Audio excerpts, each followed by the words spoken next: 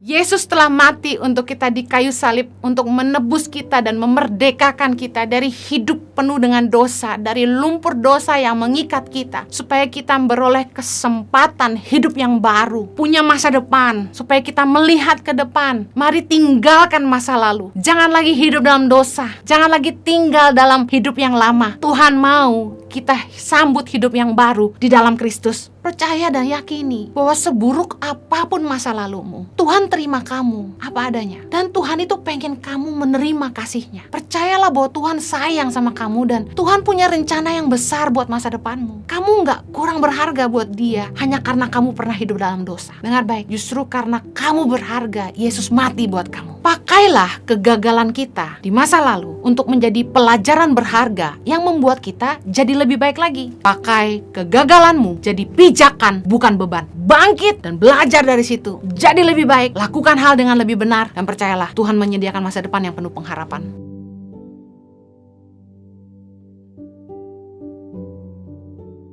Hari ini saya akan menyampaikan firman Tuhan dengan judul Don't Dwell in the Past. Jangan hidup di masa lalu.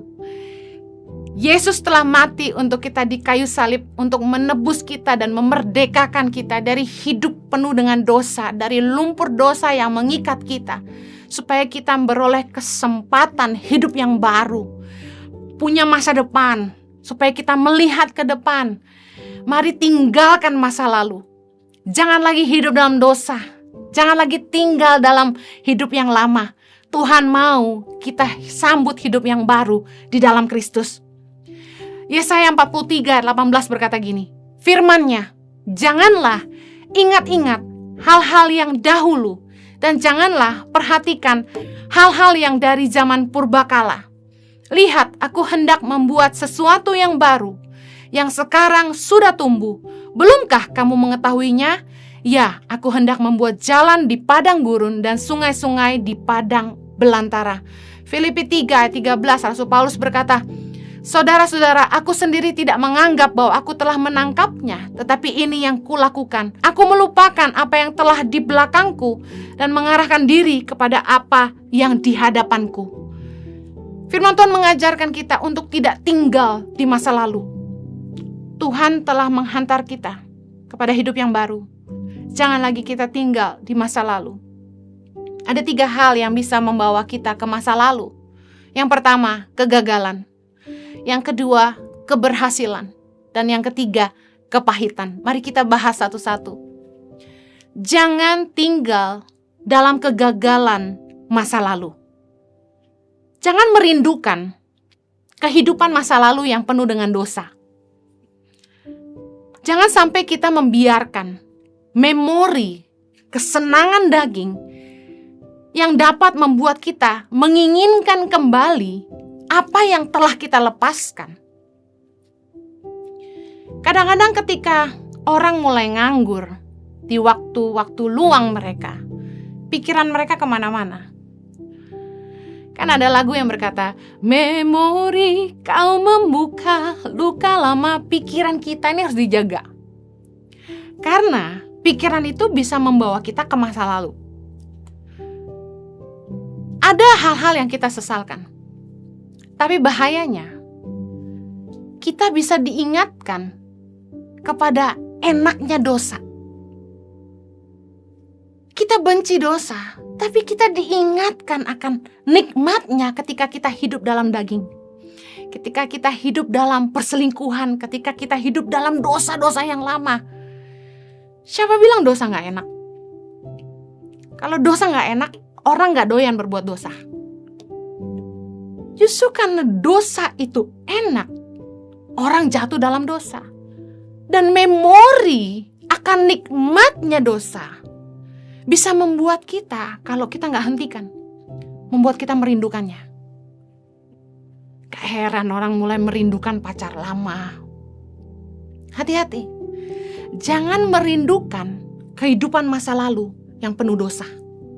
Yeskiel 23 ayat 21 berkata begini, engkau menginginkan kemesuman masa mudamu, waktu orang Mesir memegang-megang dadamu dan menjamah-jamah susu kegadisanmu.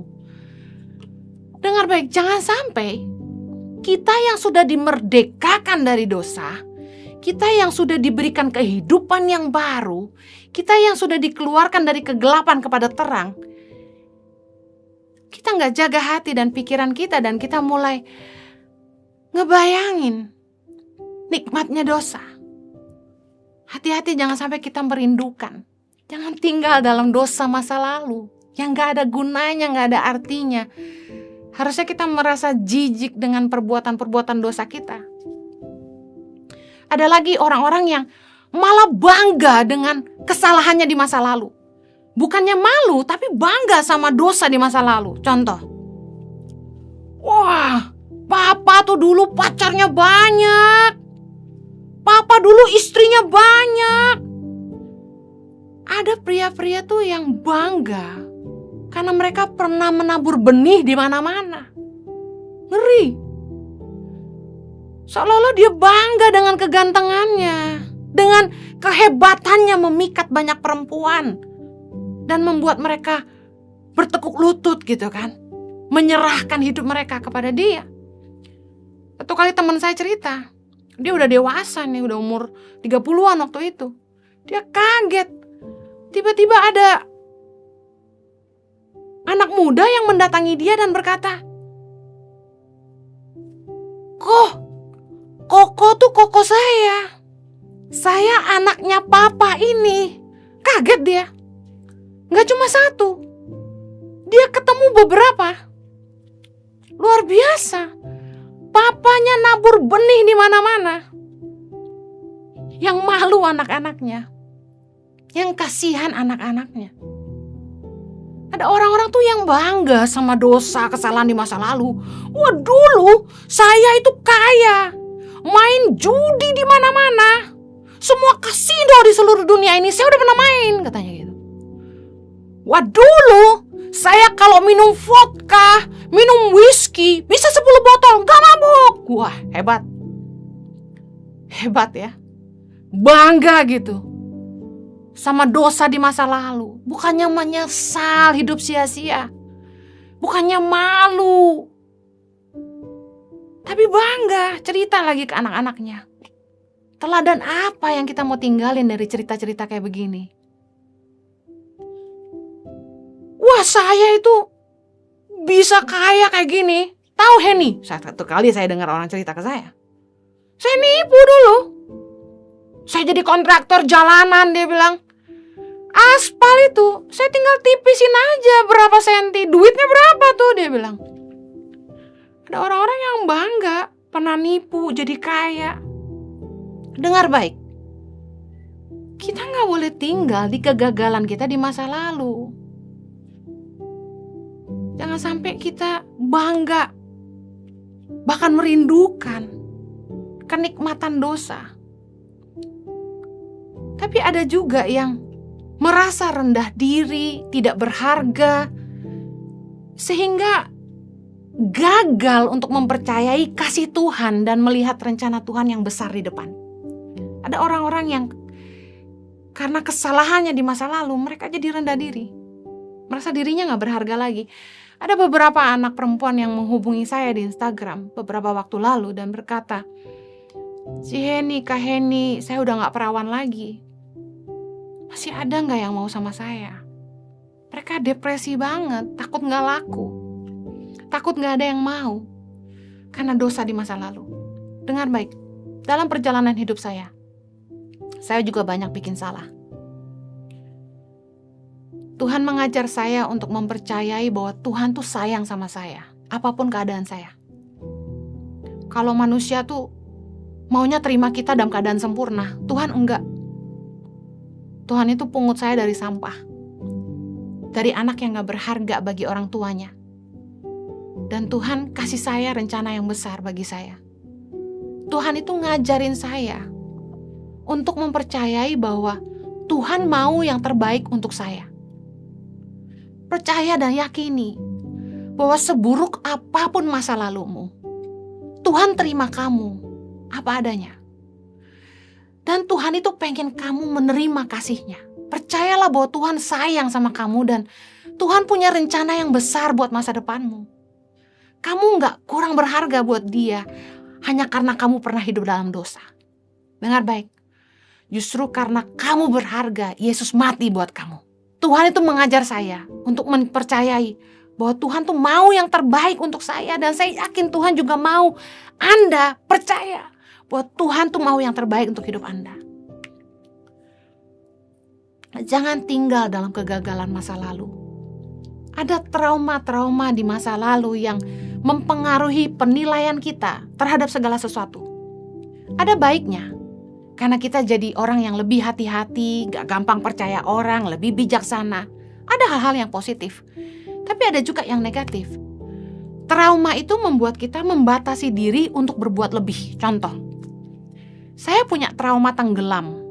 Karena waktu saya kecil saya pernah tenggelam dan kakak saya yang menyelamatkan saya. Karena trauma tenggelam ini, saya takut untuk berenang di kedalaman. Satu kali saya berenang di kolam di apartemen. Itu waktu itu masih pacaran ya. Tiba-tiba Jojo datang dan lihat saya lagi berenang, dia kaget. Loh, kok kamu berani berenang di situ? Saya bilang, kenapa? Cetek kok 1,5 meter. Saya bilang, sedada aja. Dia bilang ini, enggak, itu makin lama makin dalam, 3 meter. Saya posisi lagi berenang, langsung tenggelam. Begitu saya sadar itu kedalaman, saya langsung tenggelam. Saya dan anak-anak saya snorkeling di pantai di Bali. Saya takut. Saya gak berani lepasin pegangan perahu karena saya tahu airnya dalam. Trauma tenggelam ini membuat saya takut berenang di kedalaman. Sama dengan orang-orang yang mereka tinggal di masa lalu. Mereka punya trauma, disakiti. Mereka akan bangun tembok supaya orang gak sakiti mereka lagi. Trauma tuh membuat kita gak mau melakukan lebih. Saya punya trauma sama gereja di masa lampau, yang membuat saya tuh takut banget untuk terlibat di dalam gereja. Makanya saya jadi pengkhotbah keliling. Gak mau stay di satu gereja. Karena takut untuk terlibat di dalam gereja. Takut kecewa. Lebih baik gak usah tahu urusan dapurnya. Kita di luar aja. Dan berkali-kali saya dan Jojo ditawarin untuk menggembalakan. Saya tolak. Saya bilang sama Jojo, gak usah. Buat saya, tangan pengharapan tuh gereja. Gereja Tuhan yang hidup. Kan di mana 2-3 orang berkumpul, Tuhan hadir. Bukankah kita bait Allah? Wah, saya pakai jurus semua ayat. Saya gak mau jadi gembala. Trauma itu membuat saya membatasi diri untuk melakukan lebih.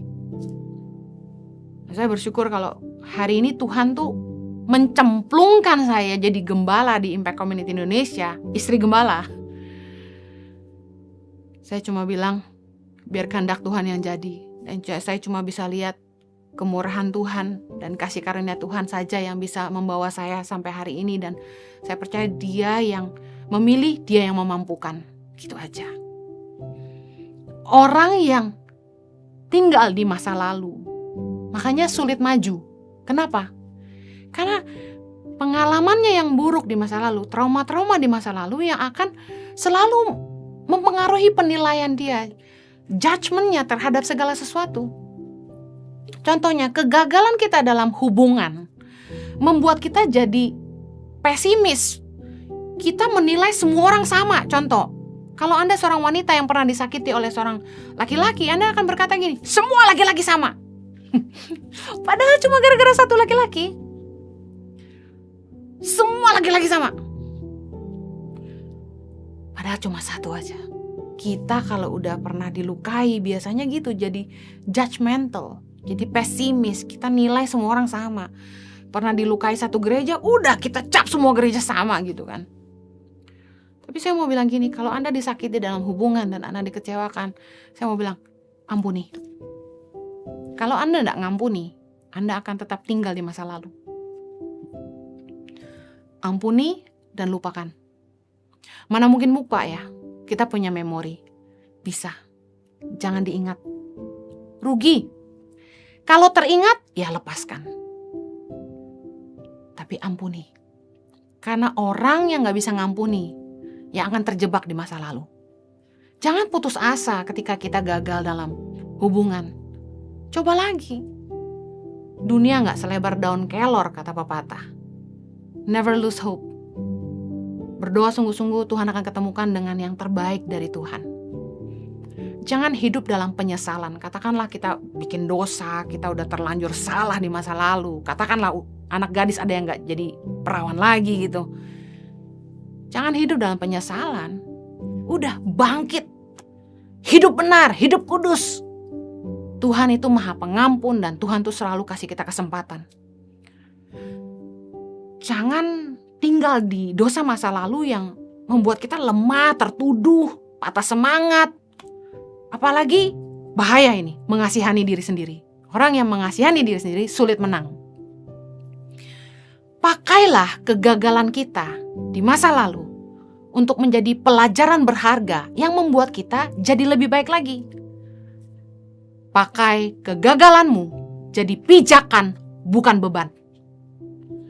Bangkit dan belajar dari situ. Jadi lebih baik, lakukan hal dengan lebih benar. Dan percayalah, Tuhan menyediakan masa depan yang penuh pengharapan.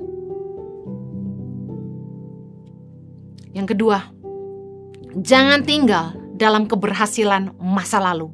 Ada orang yang sukanya cerita tentang kesuksesannya di masa lalu. Padahal yang penting itu sekarang dan apa yang akan datang. Kita gak bisa mengubah masa lalu kita. Tapi kita bisa menentukan di mana kita mau berdiri hari ini dan kemana kita mau pergi.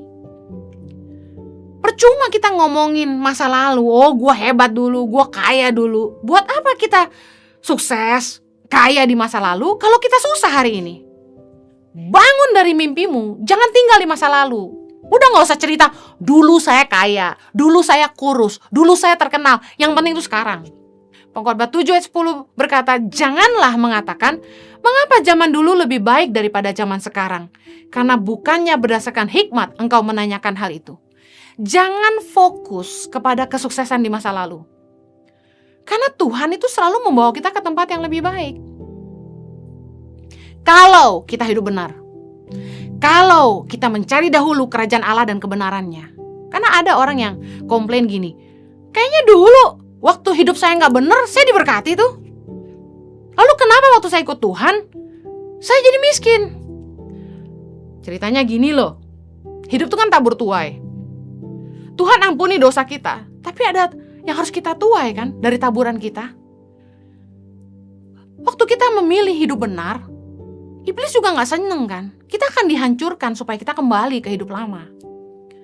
Kita akan diiming-imingi keinginan dunia, hawa nafsu, supaya kita jatuh. Yang pasti gini, kalau kita ninggalin hidup lama, kita ninggalin dosa, iblis gak seneng. Dia akan habisin kita juga. Tapi percayalah, kalau kita setia mempertahankan iman, kita tahu ada pengharapan di dalam Tuhan yang gak akan pernah mengecewakan. Tuhan akan pimpin kita kalau kita setia. Kadang-kadang tuh kenapa kita susah? Karena Tuhan tuh proses kita untuk belajar rendah hati. Tuhan tuh pengen bersihkan Mesir dari hidup kita. Mesir bicara hidup lama kita yang penuh dosa. Kekayaan yang kita peroleh dengan jalan yang tidak halal. Cara hidup tidak dalam kebenaran. Tuhan perlu bersihkan Mesir dari hidup kita. Dan karena itulah proses badai kehidupan merupakan salah satu cara Tuhan untuk merendahkan hati kita dan membersihkan hidup lama kita. Kita harus berubah dari cara-cara hidup yang lama. Jangan kembali lagi ke cara dunia untuk menolong hidup kita. Yesaya 30 ayat 1-2 berkata, bukan Mesir tetapi Tuhan yang memberi pertolongan. Ingat, Mesir bicara hidup masa lalu kita. Bicara soal dunia, cara-cara hidup yang salah. Yesaya 30 ayat 1-2 berkata begini, celakalah anak-anak pemberontak, demikianlah firman Tuhan, yang melaksanakan suatu rancangan yang bukan daripadaku, yang memasuki suatu persekutuan yang bukan oleh dorongan rohku, sehingga dosa mereka bertambah-tambah, yang berangkat ke Mesir dengan tidak meminta keputusanku, untuk berlindung pada Firaun dan untuk berteduh di bawah naungan Mesir. Jangan mencari pertolongan dari dunia. Waktu kita tuh punya kebutuhan, hati-hati jangan sampai kita lebih cinta uang daripada Tuhan. Berapa kali saya ditawari cara-cara yang tidak benar untuk memperoleh harta. Mereka tahu yayasan kami butuh uang. Datanglah orang-orang kepada kami, nggak cuma 2, menawarkan money laundry. Bagaimana kalau mereka transfer uang ke yayasan sekian miliar, yayasan boleh ambil sekian, sisanya kami harus store kembali ke rekening mereka. Berkali-kali saya tolak. Saya percaya kalau kita mau ditolong Tuhan, kita harus hidup dalam kebenaran. Kalau kita mau disertai Tuhan, kita harus menjauhi dosa yang justru memisahkan kita sama Allah. Jangan cari pertolongan dari dunia. Kita akan kecewa. Datang kepada Tuhan sumber hikmat, dan Tuhan yang sanggup buat mujizat, Tuhan yang sanggup menolong kita. Jangan pakai kekuatan kita sendiri. Menyerahlah kepada Tuhan. Jangan menipu, jangan kedukun, jangan menyuap orang. Udah jangan pakai cara-cara dunia. Ada orang yang pengen cari kaya, pengen dibukain usaha, mulai balik lagi ke kehidupan yang lama, mulai gaul dengan teman-teman lama di dunia gelap, supaya dibukain jalan. Dengar baik, Anda akan terperosok ke dosa yang lama, dan Anda akan kembali ke kehidupan yang lama. Jangan pernah cari pertolongan dari dunia, karena dunia itu kejam. Berharaplah kepada kasih karunia Allah yang memberikan nikmat dalam hidup kita dan kekekalan di kerajaan sorga. Yang ketiga, jangan tinggal dalam kepahitan masa lalu. Dalam perjalanan kekristenan saya tuh diajar Tuhan di awal-awal tuh justru untuk tidak menghakimi dan mengampuni orang yang bersalah. Satu kali saya simpan kepahitan kepada pemimpin saya. Saya keluar dari situ dan Roh Kudus bicara dengan begitu jelas buat saya. Tuhan bilang begini, "If I can deal with you, I can deal with them." Kalau aku bisa berperkara dengan engkau, aku bisa berperkara dengan mereka. Artinya gini, udah bukan urusan kita deh. Bukan bagian kita untuk menghakimi mereka. Orang yang jahat sama kita, orang yang bikin salah, itu urusan mereka sama Tuhan. Mereka gak akan jadi musuh saya. Saya belajar, Roh Kudus ajar saya waktu saya disakiti sama orang. Sampai lukanya tuh saking dalamnya, bangun tidur aja ingat. Saya itu tuh berdoa, saya bilang, Tuhan tolong saya gak mau hidup dalam kepahitan, Tuhan tolong saya. Dan tiba-tiba Roh Kudus tuh bisa ngingetin saya doa Tuhan Yesus di kayu salib. Lukas 23 ayat 34a, Yesus berkata, "Ya Bapa, ampunilah mereka, sebab mereka tidak tahu apa yang mereka perbuat." Saat itu saya langsung doakan, saya sebut nama orangnya, Tuhan ampunilah mereka, sebab mereka tidak tahu apa yang mereka perbuat. Saya doain terus. Seperti toilet di flush. Saat itu hati saya langsung lega. Saya langsung kayak lupa gitu mereka kenapa ya.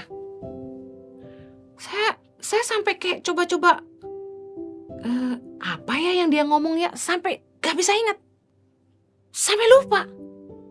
Kuasa firman itu luar biasa. Saya bilang, Tuhan tolong saya gak mau kehidup dalam kepahitan, dan Tuhan kasih kemampuan. Kita harus belajar ngampunin. Kita kalau gak bisa ngampunin kesalahan orang, Bapa di sorga juga gak akan ngampunin kita kan. Matius 6 ayat 14 katakan gitu. Jangan tinggal dalam kepahitan di masa lalu, karena kalau kita pahit, kita akan tetap tinggal di situ. Saya ketemu dengan teman-teman satu gereja, pelayanan sama-sama, yang sama-sama dilukai oleh gembala. Saya pisah sama mereka tuh kurang lebih 10 tahun. Ketika ketemu lagi sama mereka, saya kaget. kita masih simpan luka. Ngomongannya masih sama. Ngomongin gembala yang dulu. Dan mereka masih sakit hati sampai begitu parahnya. Sampai pahit banget. Saya kasihan banget sama mereka. Saya doa buat mereka. Kita harus move on. Luka lama yang kita simpan dalam hati kita membuat kita tidak bisa maju ke masa depan. Jangan saling menghakimi. Yakini bahwa masing-masing orang itu bertanggung jawab sama Tuhan. Dengan demikian kita gak ada beban. Kok saya sih gini ya? Saya bantu anak-anak pedalaman, saya gaji koordinator dan guru-guru di seluruh Indonesia lewat Tangan Pengharapan. Ada yang tanya sama saya gini, kalau dia gak jujur gimana? Saya cuma bilang gini, tanggung jawab dia sama Tuhan. Kita sebagai yayasan harus punya sistem yang jelas. No cash policy, no report, no support. Ada kontrol juga yang konsisten setiap bulan. Ada laporan yang harus dikirim. Ada kontrol di lapangan, dan lain sebagainya. Ada cross check, dan lain-lain. Dari situ kita bisa ketemu siapa yang salah dan yang benar. Tapi saya percaya gini, ketika orang bikin salah sama kita gak usah menghakimi mereka. Kan masing-masing kita tuh tanggung jawabnya sama Tuhan. Kalau orang jahat, kita jangan ikut jahat. Matius 7 ayat 1-3 bilang gini, tentang hal menghakimi. Jangan kamu menghakimi supaya kamu tidak dihakimi. Karena dengan penghakiman yang kamu pakai untuk menghakimi, kamu akan dihakimi. Jadi kalau kita menghakimi orang lain, kita juga akan dihakimi. Dan ukuran yang kamu pakai untuk mengukur akan diukurkan kepadamu. Hati-hati kita menghakimi orang, karena ukuran yang kita pakai terhadap orang akan diukurkan juga sama kita. Ayat 3 bilang gini, mengapakah engkau melihat selumbar di mata saudaramu, sedangkan balok dalam matamu tidak engkau ketahui? Jadi ketika terjadi konflik, kita harusnya jangan pahit sama orang, tapi kita juga koreksi diri kita. Kalau saya jadi dia, kira-kira punya pemimpin kayak saya ini gimana ya? Memang gak mudah. Karakternya keras. Ya memang, oke, Ibu Heni baik katanya. Tetapi kan ada sisi ketegasan. Dan kalau dalam hubungan kita gak bisa terima lebih dan kurangnya orang, ya susah. Hanya mau kebaikannya, gak mau ketegasannya, gak bisa. Udah dia terluka, dia gak mau kerja dengan saya, gak masalah, gak usah hakimi gitu kan. Masing-masing orang kan punya pilihan. Tuhan aja gak maksa, kenapa kita maksa orang? Dan yang paling penting ini yang Tuhan ajarin saya. Waktu orang sakitin kita, waktu kita terluka, jangan mendoakan yang jahat terhadap orang itu. Matius 5 ayat 44. Tetapi aku berkata kepadamu, kasihilah musuhmu dan berdoalah bagi mereka yang menganiaya kamu. Kasihi musuh dan berdoa bagi orang yang menganiaya kita. Orang jahat sama kita, Tuhan suruh kasihi mereka dan doain mereka, bukan nyumpahin mereka. Kadang-kadang bahasa kita terlalu rohani. Biar Tuhan aja yang balas. Wow. Sebenarnya di baliknya tuh tersimpan kutuk. Kita tahu bahwa Tuhan akan balas lebih kejam gitu.